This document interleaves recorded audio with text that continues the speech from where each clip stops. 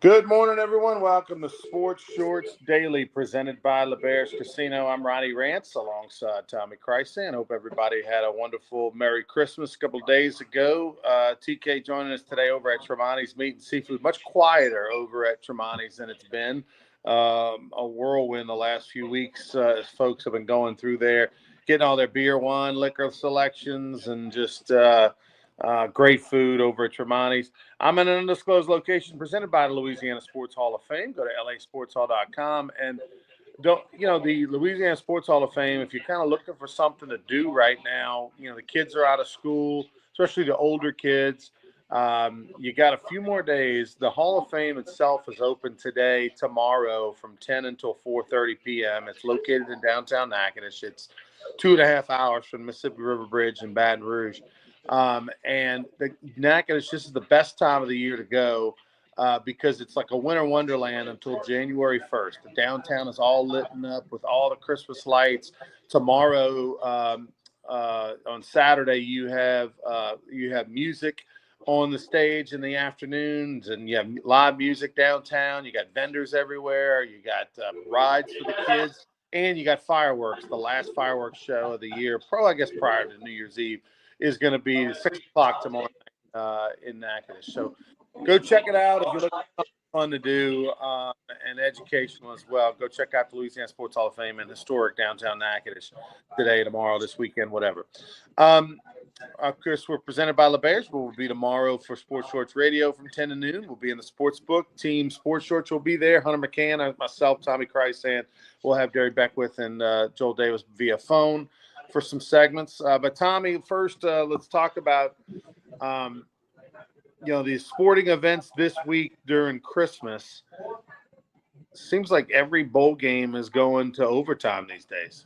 In multiple overtimes. And they had three games yesterday. All were shootouts. I think 30-something points, least amount scored by either team. And you had the six overtime game with Pitt and Toledo. And you had a lot of action. And you got five bowl games today, including four SEC teams being in action in those five games. So if you've been jonesing a little bit for more football, you certainly can have it with all of that stuff going on with the bowl games and the points being scored, and it's just unbelievable. The thing too, there's a lot of guys in the bowl games and in the college football playoff who are in the portal among the 6,000 players in the portal. Just wow, wow, west, like we keep saying. And the portal ends tomorrow. Today, tomorrow. Is Tomorrow, the 28th, it'll close. Won't reopen till sometime in May. So I don't know if there'll be a flurry of activity today or tomorrow by LSU or by other teams. Obviously a lot of the Louisiana teams, Tulane's been active in the portal, the Raging Cajuns have been active in the portal. So we'll see if there's anything that jumps up today or tomorrow, but then it'll be closed for many months. Did you see where, I guess the rules of engagement and how everything changes pretty much daily in the NCAA right now? But one of the things that's being discussed, one of the things we know is happening is now junior college sports is irrelevant. It doesn't count. It's like prep school. Prep. It used to be, there were some prep schools where if you went after high school, you wanted to go to prep school for a year, you could do that, and it wouldn't count against your eligibility, and you had another chance to get a little older, bigger, stronger, all that kind of stuff. I think about my brother. My brother went to 3 years of, in essence, junior college. He kind of redshirted his freshman year, and then ended up 2 years at Pratt Community College in Kansas. And I'm thinking to myself, how much better of an athlete and physically, mentally, everything was he 3 years removed from high school? And then that would be when your clock starts. And on top of that, so now junior college does not count. It's basically prep school. So you can go to junior college for 2 or 3 years and it does not count. So that means you'll be 21 years old, 21, 22 years old, potentially going to college as a freshman.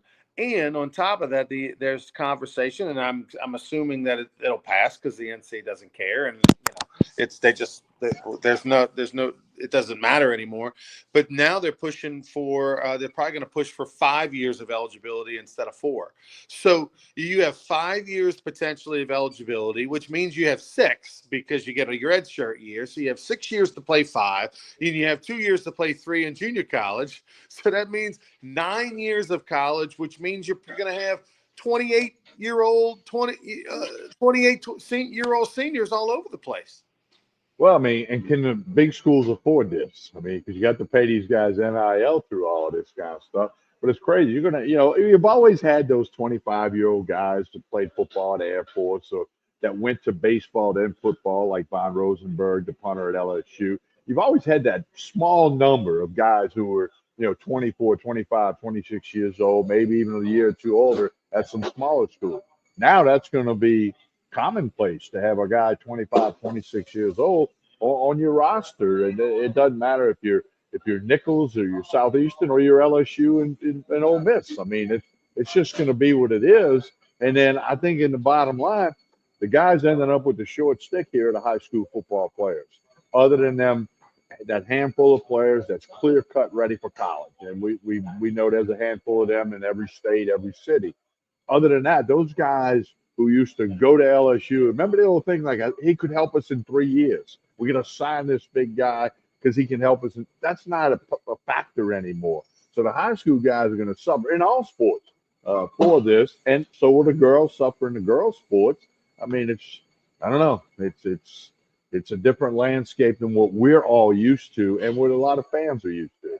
Well, what it's going to do is it's going to elevate junior college sport tremendously. You're going to see a lot more junior colleges putting an emphasis in sports because there's going to be such a demand. Think about it. We never cared or paid attention to junior college football, but now for example, there are no junior college football programs in the state of Louisiana. But if you go to Mississippi Gulf Coast Community College, right over near Biloxi, they have an excellent junior college football program. There's an excellent junior college football program system in the state of Louisiana. I mean, Mississippi. And now those junior college football programs that are successful, that are already successful now, and have the facilities and have the good coaches and have the good programs, they're going to be in a catbird seat, because why wouldn't you want to go take advantage of 3 years of free eligibility or 2 years of free eligibility to get bigger, stronger, faster, to learn the game? Because you can go to junior college and compete, play, and get experience and be ready to go when you get to Division I or any division of NCAA football. If not, you're going to be learning on the job against an older generation. You're not going to play. And so, and the colleges want ready-made players, especially since they're paying you. Limited rosters are coming up too. They're not going to have the amount of rosters that they had before. So I think this puts an emphasis on junior college football, particularly, obviously junior college sports in general, but junior college football, which is where all the big money's at. You're gonna maybe see a tremendous emphasis on that sport. Might just be the birth of junior college football in Louisiana. I mean, we have none. There's a lot of basketball and baseball, junior college, a lot of softball, but we don't have any football. So does this mean that somebody is going to bite that financial bullet and say, let's play football? We can play against these teams from Mississippi. There's a ton of junior college football in Texas, in the Florida Panhandle. So you could find games, So even Alabama's got their share. But I don't know. Maybe we'll see junior college football in Louisiana one day, or the emphasis on basketball will grow. Baseball's really there. I mean, 20 years ago, Baton Rouge Community College didn't play sports. Nunez Community College in my hometown of Chalmette didn't play sports. Actually, they did a long time ago. It went away. But, so, I mean, you're going to see, and this will give that opportunity for those high school guys who would have had to go to Nichols or Southeastern and sit the bench. Now they can go to a junior college program and get some at-bats, get some innings pitched. So we'll see how it goes. Yeah, it's the world is ever changing, and just when you think you got it figured out, hang on, wait a week, and there'll be something new that'll come down the pipe. But the bowl games, for the fact that a lot of players are in the portal, they have been exciting. I'm looking forward to the Colorado BYU game, which is probably the only non-playoff game. There's Colorado BYU, Raging Cajuns, UL Lafayette taking on TCU, and I'm excited about that one. I think the Raging Cajuns have had a great year. They just signed their coach to an extension, 5-year extension. And, oh, by the way, taking on TCU, Jack Besh, former Thomas More, LSU Tiger, senior, great year at over 60 catches, over 1,000 yards, 9 touchdowns over at TCU this year. So a fantastic season for him. Looking forward to just watching that. And, of course, LSU Baylor, Dave Aranda from Baylor taking on LSU, who has Nussmeier back and going to make over $1 million a year next year as quarterback at LSU. And so those are the 3 non-conference games I'm looking forward to: UL, LSU, and Colorado. And then other than that, none of the rest matter. But they've been good so far. Well, and here's something I've been talking with a lot of people about and some good friends in New Orleans. This sums up the problem. What I'm about to say sums up the existence of what college football is now. The quarterback from Tulane transferred to Duke for $4 million. Tulane and Duke are never going to win a football national championship, okay? But the quarterback from Tulane, who played 1 year, came from California, played 1 year, had a very good year. Tulane won some games, is going to Duke for $4 million. That sums up the problems of what's going on, problems, if you will, or it sums up the landscape of college football. And again, just let it sink in. If I would have told you 10 years ago the quarterback from Tulane was going to transfer to Duke and was going to get $4 million to do that, you'd have said, TK, get off of the wine behind you at Tremonti's here. But, it's reality now, and there's other places where lots of money is flying around, and just going to have to see what happens. It's wild, and it's sad because, this goes back to the frustration of the coaches and why you saw what was the legendary coach at Miami, the basketball coach who took the Hurricanes to the Final Four just a couple of seasons ago, announced his retirement the other day. Jim Larinaga, old guy, been around, older than me, if you can believe that, Ronnie. And, had success in several stops, including a pretty sporty record with the Miami Hurricanes, including that Final Four appearance a couple of years ago. 8 players off that Final Four team went into the portal. And then, he's off to a bad start this year. They've lost a bunch of games in a row, lost to some teams you probably wouldn't think they should lose to. So he decides to retire, and he pointed it out in the conference, this NIL and this portal. And he goes, he's kind of saying what many coaches have said. It's not the game I coached for the last 20, 30, 40 years. In his case, it's like over 30. It's not the same game, and he just wants to retire. And I would guess he's got enough money to go ahead and retire and be comfortable. But, so the other thing that's going to happen with all of this, we're going to see younger coaches across the board. You're not going to see 10-year contracts. You're going to see 4- and 5-year contracts. And I think something's going to change with the buyouts, too. Because if it's a 5-year contract, the buyout's got to be a lot smaller than if it's a 10-year.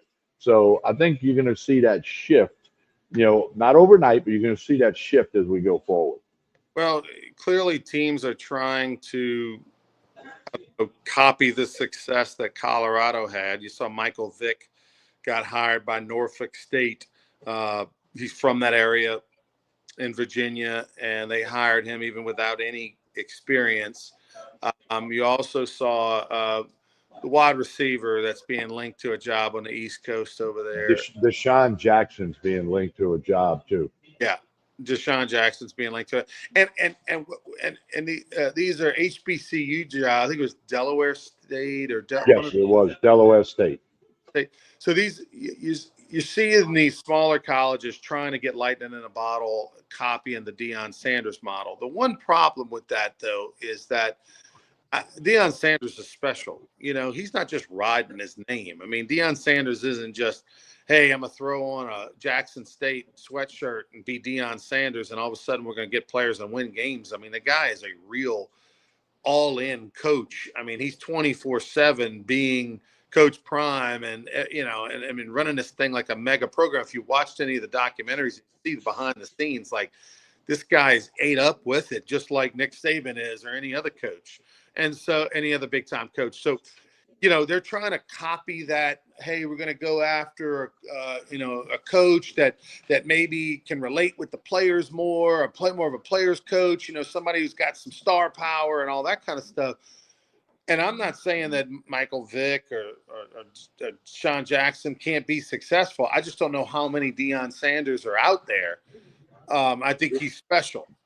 Well, I think that the bottom of the story is they think Vic and Deshaun Jackson can get players to their school because of their name, because of the success they had. That helped Deion Sanders. And I got to say this, Ronnie, I always bring this up. I'm not the biggest Deion Sanders fan, but I got to point out and remind people that back in the day, on the same day, on a Sunday, he played in an NFL football game and played, and then played in a World Series baseball game that night and didn't send the bench. Let that sink in. He played in an NFL football game Sunday afternoon, played in a World Series Major League game that night. So I think Norfolk State and Delaware State, they're saying, hey, we got a better chance to get some players to come play for us with this name. And oh, by the way, if they can put a good staff together, which you think they can, and win some games, that's going to help that school and the respective conferences that they're in, just like Deion Sanders did at Jackson State.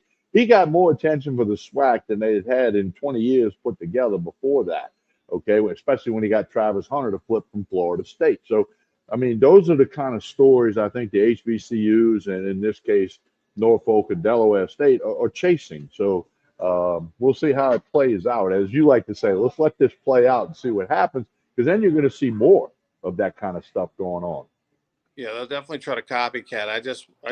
I mean, the world has changed even since when Deion Sanders took the job at Jackson State. In the sense that even more, it's now about, okay, yeah, that's cool. Michael Vick's my coach. That's cool. How much you gonna pay me? And Yeah. now at Norfolk State and Delaware State and Jackson State, I know we're not talking about NIL as much. If at all, it's minimal, super minimal, but it's still, oh, that's really cool, but what are you going to do for me?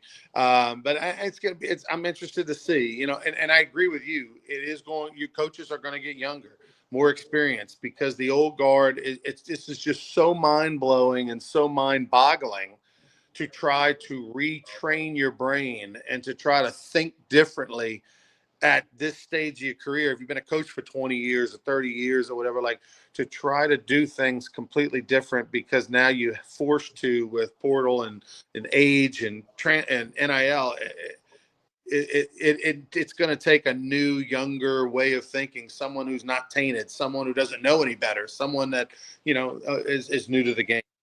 Well, a couple of things on that, Ronnie. Urban Meyer said a couple of weeks ago, December for college football coaches used to be hit the road, travel to the state championship games, make these in-home visits all over the country for the schools that were flying around, driving all over the state for other coaches. And now the kids come to you because you want them to see your facilities. You can do the Zoom call to say hello to mom and dad, but they want them to see the facilities, see what we can offer you, talk to the other players who are on campus, which they all start doing. So that's a big difference. Another thing I thought about when I was making notes for the show this morning, LSU is playing in the Texas Bowl in Houston. And there's a tremendous LSU alumni base in the greater Houston area. And in Houston, there are more people than there are in the state of Louisiana.